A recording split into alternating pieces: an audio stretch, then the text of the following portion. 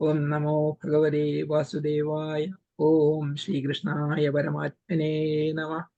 നമ്മള് പതിപോലെ നാരായണീയം വായന ആരംഭിക്കുകയാണ്. 16-ാമത്തെ ദശകം.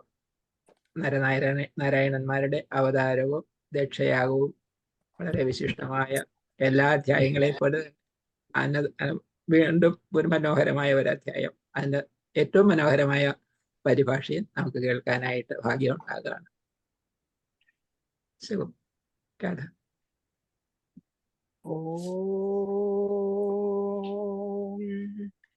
ക്ഷീരോദന്വപ്രദേശേ ശുചിമണിവിലസത്സൈകതേ മൗക്തികാനാ മാലാക്ലിപ്താസനസ്തസ്ഫടികമണിനിഭൈർമൗക്തികൈർമണ്ഡിതാംഗ ശുഭ്രൈരഭ്രൈരദഭ്രൈരുപരി വിരചിതൈർമുക്തപീയൂഷവർഷൈരാനന്ദേന പുനീയാദരിനളിനഗദാ സംഘപാണിർമുകുന്ദഃ.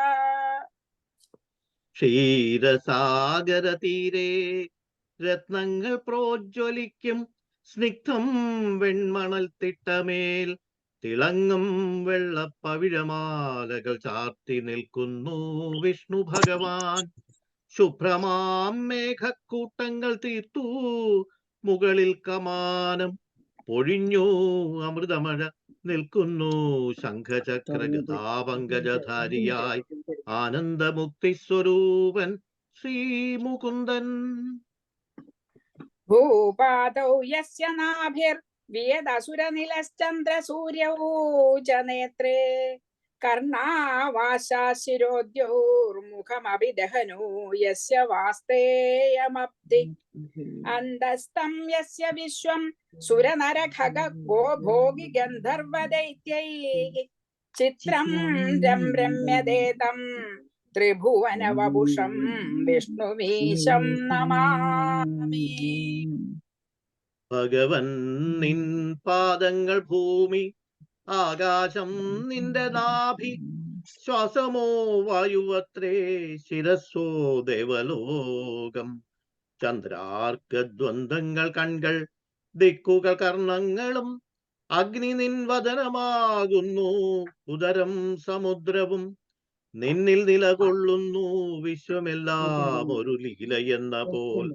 ദേവമാനുഷ ഖഗോരക പശു ഗന്ധർവ ദൈത്യാദികൾക്കും വിളയാടാനുയിരും ഇടവും കനിഞ്ഞേകിയോനെ കൈതൊഴാം.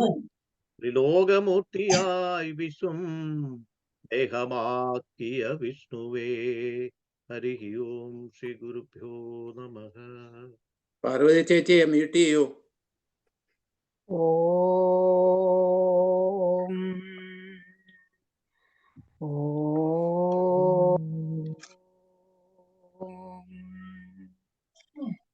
ഓം പ്രണമ്യ ശിരസാ ദേവം ഗൗരീപുത്രം വിനായകം ഭക്താവാസം സ്മരേ നിത്യം ആയുഃ കാമാർത്ഥസിദ്ധയേ. ശുക്ലാംബരധരം വിഷ്ണും ശശിവർണം ചതുർഭുജം പ്രസന്നവദനം ധ്യായേത് സർവവിഘ്നോപശാന്തയേ. ഓം നമോ ഭഗവതേ വാസുദേവായ. ഓം ശ്രീകൃഷ്ണായ പരമാത്മനേ നമഃ. തൃക്കാൽ രണ്ടും പിണച്ച തിരുമുഖകമലം ദക്ഷിണേ ചാച്ചുവെച്ചും തൃക്കൈയിൽ കാഞ്ചനോടക്കുഴലുമഥ പിടിച്ചൂതി മന്ദം ഹസിച്ചും തക്കത്തിൽ പീലി ചൂടി കരിമുകിലൊളിയും പൂണ്ട് നിൽക്കും മുകുന്ദൻ നൽകാരുണ്യേന നിത്യം മമ ഹൃദി കളിയാടിയിടുവാൻ കൈതൊഴുന്നേ. സർവകീർത്തനം ഗോവിന്ദ ഗോവിന്ദ. ദശകം 16 നരനാരായണ അവതാരം ദക്ഷയാഗവും. ദക്ഷോ വിരിഞ്ചതനയോധമനോസ്തനൂജ ലബ്ധ്വാ പ്രസൂതിമിഹ ഷോഡശ ചാപ.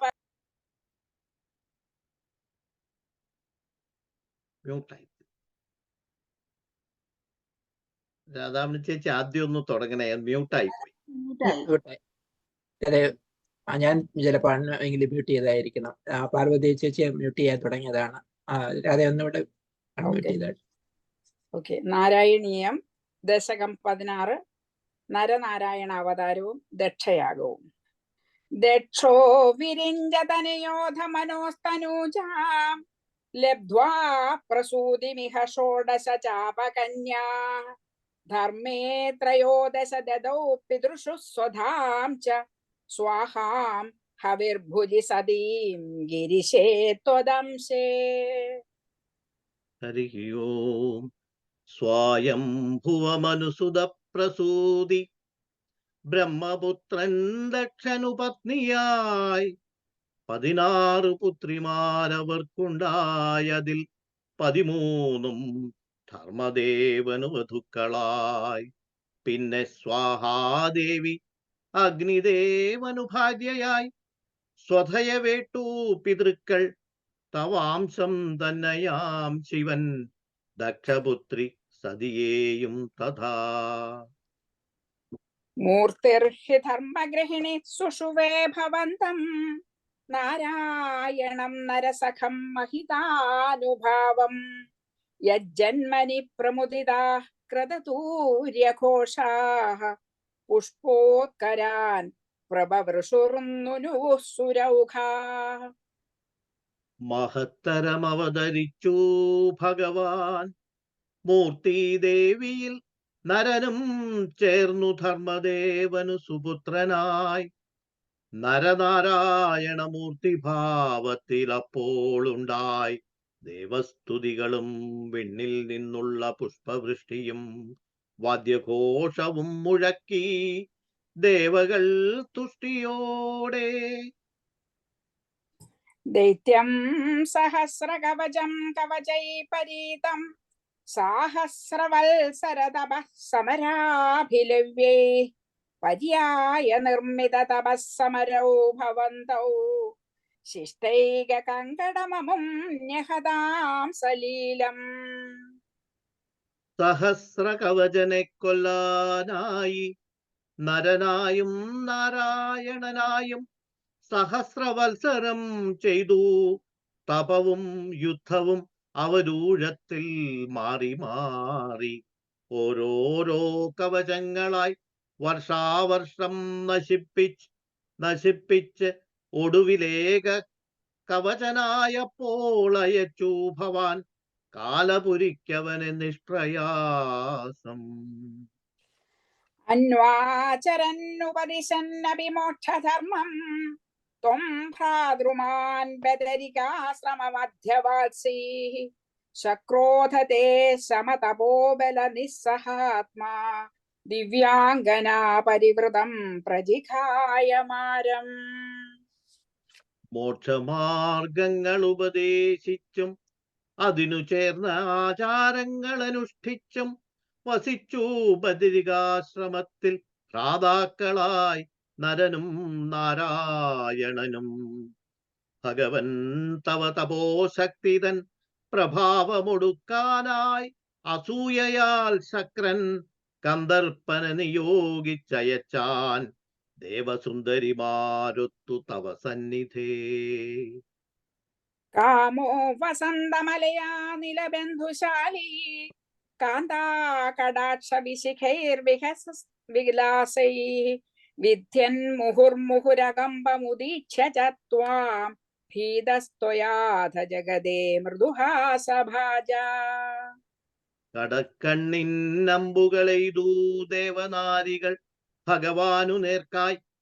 വസന്തനും മലയമാരുതനും അരുനിൽക്കെ മന്മഥാനുജ്ഞയാൽ ഇളകുന്നില്ല ഭവാനാ കേളികളിൽ അതു കണ്ടു ഭയന്ന മാരനോടായി അരുളി ചെയ്തിപ്രകാരം സുസ്മേരനായി നിന്തിരുവടി അചഞ്ചലം. ഭീത്യാലമംഗജ വസന്ത സുരാംഗനാവോ മന്മാനസം ത്വിഹ ജുഷധ്വമിതി ബ്രുവാണ ത്വം വിസ്മയേന പരിതസ്തു വദാമധൈഷാം പ്രാദർശയസ്വ പരിചാരകാതരാക്ഷി.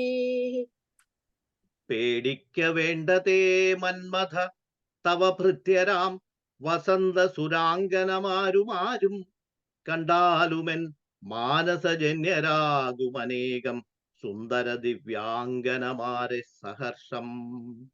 ഏവം പറഞ്ഞു ഭഗവാൻ കാട്ടിക്കൊടുത്തവർക്ക് തവ ദാസ്യവേലയിലഭിരമിക്കും ദിവ്യനാരിമാരെ സുരസുന്ദരിമാർ തോൽക്കും കാന്തിയോടെ തഥാ.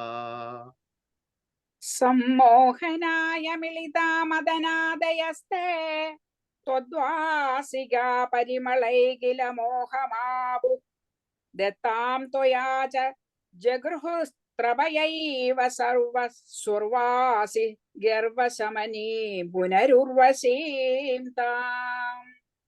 മോഹിതരായി വലഞ്ഞു കാമദേവാദികളാദാസിമാരിൽ ആസക്തരായ വരാ സുന്ദരിമാരുടെ പരിമളത്തിൽ അപ്പോൾ നൽകി ഭവാൻ ശക്രന് സമ്മാനമായി അവരിൽ ഒരുവളാമതി സുന്ദരി ദേവാംഗനമാർക്കു ഗർവശമനം വരുമാറഴകുറ്റ സ്ത്രീരത്നമുർവശിയെ സഹർഷം മൃദുഹാസമോടെ അനംഗസംഘം അവരിൽ ഒരാളാക്കിയവളെ ആദരപൂർവം.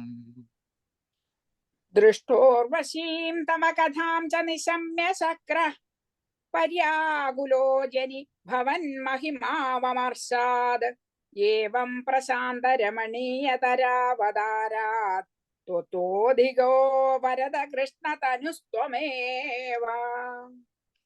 കണ്ടു ശക്രൻ കാമാരിയെയും അപ്സരവൃന്ദത്തെയും കൂട്ടത്തിൽ അതിസുന്ദരി ഉർവശിയും സവിസ്മയം കേട്ടു തവ വിസ്മയലീലാചരിതം സസംഭ്രമം. ഭഗവൻ കൃഷ്ണാവതാരമന്യേ ഇത്ര വൈഭവത്തിൽ പ്രശാന്ത സുന്ദരമൂർത്തി മറ്റെന്തുണ്ട് വരദായക പ്രഭോ. കൃഷ്ണാവതാരമന്യേ ഇത്ര വൈഭവത്തിൽ പ്രശാന്ത സുന്ദരമൂർത്തി മറ്റേതുണ്ട് വരദായക പ്രഭോ. ദക്ഷസ്തു ധാതുരതിലാളനയാ രജോന്ധോ നാത്യാദൃതസ്ത്വയി ച കഷ്ടമശാന്തിരാസീദ് യേന വ്യരുന്ധ സഭവത്തനുമേവ സർവം യജ്ഞേ ച വൈരപിശുനേ സ്വസുതാം വ്യമാനീത്. വർദ്ധിതരജോ ഗുണൻ ദക്ഷൻ ബ്രഹ്മപുത്രൻ അതിലാളിതൻ ഭഗവത് ഭക്തിരഹിതൻ വാണു അശാന്തനായി അവിവേകിയായി. കഷ്ടം നിന്ദിച്ചവൻ സഭയിൽ ജാമാതാവിനെ തവാവതാരമാം ശിവനെ പുത്രി സതിയേയുമേതോ വൈരത്തിലെന്ന പോൽ. ക്രുദ്ധേശമർദ്ദിതമഖഃ സതു കൃത്തശീർഷോ ദേവപ്രസാദിതഹരാദധലബ്ധജീവ ത്വത്പൂരിതകൃതുവര പുനരാപശാന്തിം സത്വം പ്രശാന്തികര പാഹി മരുത്പുരേശ. സർവത്ര ഗോവിന്ദ നാമ സങ്കീർത്തനം. ഗോവിന്ദ ഗോവിന്ദ.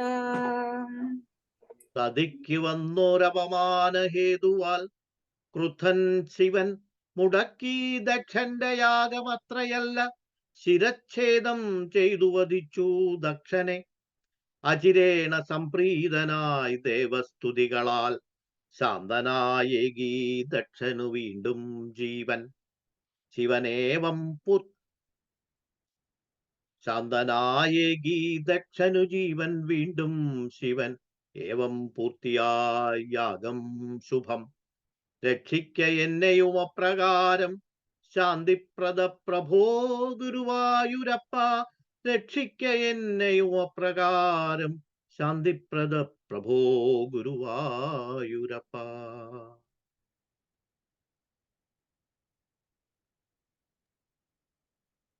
ഒരിക്കൽ കൂടെ മലയാളം വിവർത്തനം കേട്ടിട്ട് നമുക്ക് അല്പം വ്യാഖ്യാനം കൂടെ തരണം. എന്ന് വെച്ചാൽ ഈ കഥ സ്വാമിജി വന്നിട്ടുണ്ട്. സ്വാമിജി വന്നിട്ടുണ്ട്. സ്വാമിജി അടുത്ത ഒരു മണിക്കൂർ നേരം വ്യാഖ്യാനം ഞാനിത് വായിക്കാം. വ്യാഖ്യാനം സ്വാമിജി വന്നിട്ട് നോക്കട്ടെ. ഹരി ഓം. സ്വയംഭുവമനുപ്രസൂതി ബ്രഹ്മപുത്രൻ ദക്ഷനു പത്നിയായി 16 പുത്രിമാരവർക്കുണ്ടായതിൽ 13 ധർമ്മദേവനു വധുക്കളായി. പിന്നെ സ്വാഹാദേവി അഗ്നിദേവനു ഭാര്യയായി. സ്വധയെ വേട്ടു പിതൃക്കൾ തവാംശം തന്നെയാം ശിവൻ ദക്ഷപുത്രി സതിയേയും തഥാ. മഹത്തരം അവതരിച്ചു ഭഗവാൻ മൂർത്തിദേവിയിൽ. നരനും ചേർന്നു ധർമ്മദേവനു സുപുത്രനായി. നരനാരായണ മൂർത്തിഭാവത്തിൽ അപ്പോൾ ഉണ്ടായി ദേവസ്തുതികളും. വിണ്ണിൽ നിന്നുള്ള പുഷ്പവൃഷ്ടിയും വാദ്യഘോഷവും മുഴക്കി ദേവകൾ തുഷ്ടിയോടെ. സഹസ്രകവചനെ കൊല്ലാനായി നരനായും നാരായണനായും സഹസ്രവത്സരം ചെയ്തു തപവും യുദ്ധവും അവരൂഴത്തിൽ മാറി മാറി. ഓരോരോ കവചങ്ങളായി വർഷാവർഷം നശിപ്പിച്ച് ഒടുവിൽ ഏക കവചനായപ്പോൾ അയച്ചു ഭവാൻ കാലപുരിക്കവന് നിഷ്പ്രയാസം. മോക്ഷമാർഗങ്ങൾ ഉപദേശിച്ചും അതിനു ചേർന്ന ആചാരങ്ങൾ അനുഷ്ഠിച്ചും വസിച്ചു ബദരികാശ്രമത്തിൽ ഭ്രാതാക്കളായി നരനും നാരായണനും. ഭഗവാൻ തവ തപോശക്തി തൻ പ്രഭാവമൊടുക്കാൻ അസൂയയാൽ ശക്രൻ കന്ദർപ്പന നിയോഗിച്ചയച്ചാൻ ദേവസുന്ദരിമാരൊത്തു തവ സന്നിധേ. കടക്കണ്ണിന്നമ്പുകളെയ്തു ദേവനാരികൾ ഭഗവാനു നേർക്കായി. വസന്തനും മലയമാരുതനും അരു നിൽക്കേ മന്മഥാനുജ്ഞയാൽ ഇളകുന്നില്ല ഭവാനാ കേളികളിൽ അതു കണ്ടു ഭയന്ന മാരനോടായി അരുളി ചെയ്തിപ്രകാരം സുസ്മേരനായി നിന്തിരുവടി അചഞ്ചലം.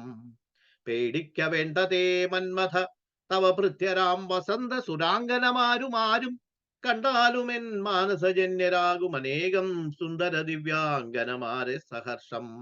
ഏവം പറഞ്ഞു ഭഗവാൻ കാട്ടിക്കൊടുത്തവർക്ക് തവ ദാസ്യവേലയിൽ അഭിരമിക്കും ദിവ്യനാരിമാരെ സുരസുന്ദരിമാർ തോൽക്കും കാന്തിയോടെ തഥാ. മോഹിതരായി വലഞ്ഞു കാമദേവാദികളാദാസിമാരിൽ ആസക്തരായ അവരാ സുന്ദരിമാരുടെ പരിമളത്തിൽ അപ്പോൾ നൽകി ഭവാൻ ശക്രൻ സമ്മാനമായി അവരിൽ ഒരു വളാമതി സുന്ദരി ദേവാംഗനമാർക്കു ഗർവശമനം വരുമാറഴകുറ്റ സ്ത്രീരത്നമുർവശിയെ സഹർഷം മൃദുഹാസമോടെ. അനംഗസംഘം അവരിൽ ഒരാളാക്കിയവളെ ആദരപൂർവം കണ്ടു ശക്രൻ കാമാരിയെയും അപ്സരവൃന്ദത്തെയും കൂട്ടത്തിൽ അതിസുന്ദരിയും ഉർവശിയും സവിസ്മയം കേട്ടു തവ വിസ്മയലീലാചരിതം സസംഭ്രമം. ഭഗവൻ കൃഷ്ണാവതാരമന്യേ ഇത്ര വൈഭവത്തിൽ പ്രശാന്ത സുന്ദരമൂർത്തി മറ്റേതുണ്ട് വരദായക പ്രഭോ. വർദ്ധിതരജോ ഗുണൻ ദക്ഷൻ ബ്രഹ്മപുത്രൻ അതിലാളിതൻ ഭഗവത് ഭക്തി രഹിതൻ വാണു അശാന്തനായ വിവേകിയായി. കഷ്ടം നിന്ദിച്ചവൻ സഭയിൽ രാമാതാവിനെ തവാവതാരമാം ശിവനെ പുത്രി സതിയേയുമേതോ വൈരത്തിലെന്ന പോലെ. സതിക്ക് വന്നൊരപമാന ഹേതുവാൽ ക്രുദ്ധൻ ശിവൻ മുടക്കി ദക്ഷന്റെ യാഗമത്രയല്ല ശിരച്ഛേദം ചെയ്തു വധിച്ചു ദക്ഷനെ. അചിരേണ സംപ്രീതനായി ദേവസ്തുതികളാൽ ശാന്തനായേകി ദക്ഷനു ജീവൻ വീണ്ടും. ശിവൻ ഏവം ദക്ഷനു ജീവൻ വീണ്ടും ശിവൻ ഏവം പൂർത്തിയായി യാഗം ശുഭം. രക്ഷിക്ക എന്നെയും അപ്രകാരം ശാന്തിപ്രദ പ്രഭോ ഗുരുവായൂരപ്പ.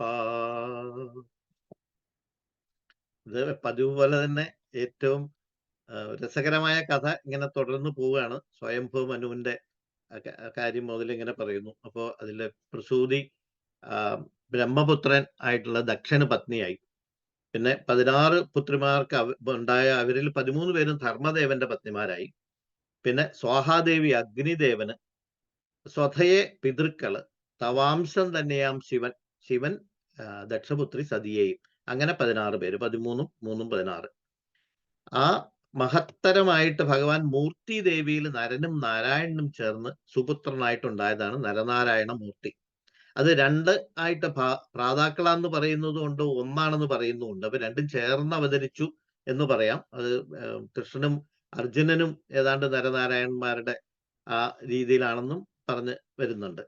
പക്ഷെ അപ്പോഴൊക്കെ ദേവതകൾ ഇങ്ങനെ ആകാശത്ത് നിരന്ന് നിന്ന് പെരുമ്പുറ കൊട്ടി അതൊരു അവർക്കൊരു രസമാണ് എപ്പോഴും ഇങ്ങനെ കണ്ടുകൊണ്ടിരിക്കാനും ആഘോഷിക്കുന്നതിൽ അവര് ഒട്ടും പുറയിലല്ല.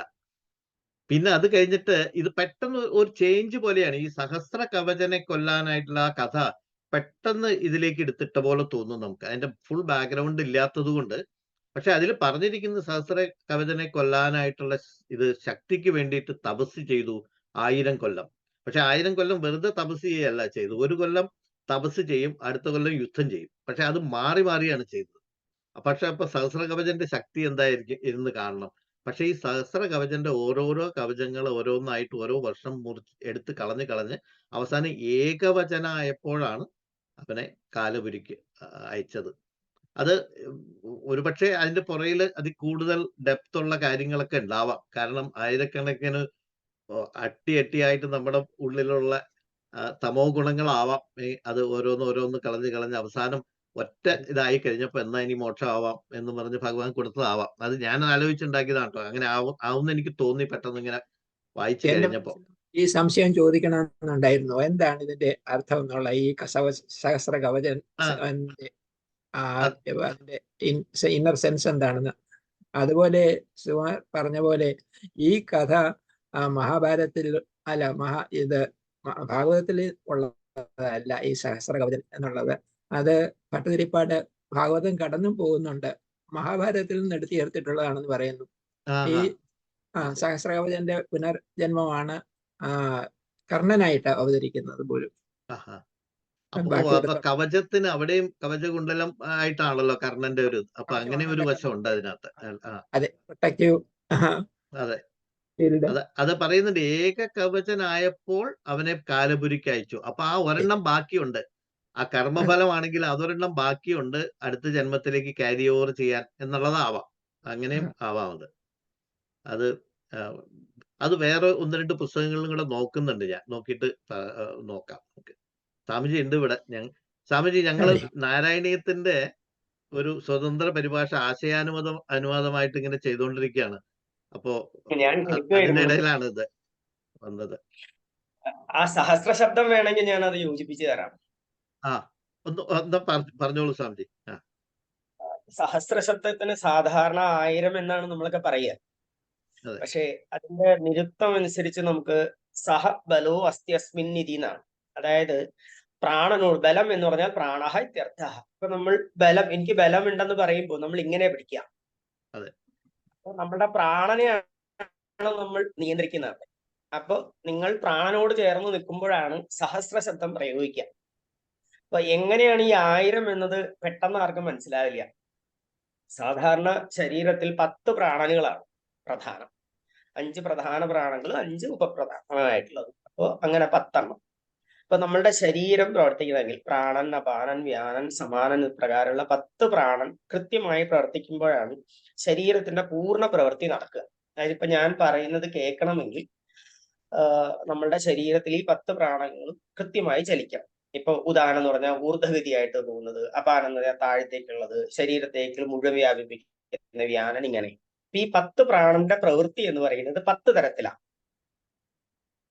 അപ്പൊ 10 × 10 100. ഈ 100 എണ്ണം അങ്ങനെ തന്നെ ശരീരത്തിലേക്ക് തുടർച്ചയായിട്ട് യോജിപ്പിക്കുമ്പോഴാണ് 1000 ആവുക. 10 × 10 100. അതിന്റെ പ്രവൃത്തിപഥത്തിലേക്ക് വരുമ്പോ ഈ 10 യോജിക്കുമ്പോ 1000ത്തിലേക്ക് മാറി. അപ്പൊ സഹസ്രാക്ഷ സഹസ്രപാത്, സഹസ്രാക്ഷ അശ്വതേ വ്യാപ്നോതീതി. ശരീരത്തിൽ പ്രാണനായി വ്യാപിച്ചത് ആരോ അവൻ സഹസ്രാക്ഷൻ. സഹസ്രപാത് 1000 വഴിയോടുകൂടി പ്രാണനായി സഞ്ചരിക്കുന്നത്.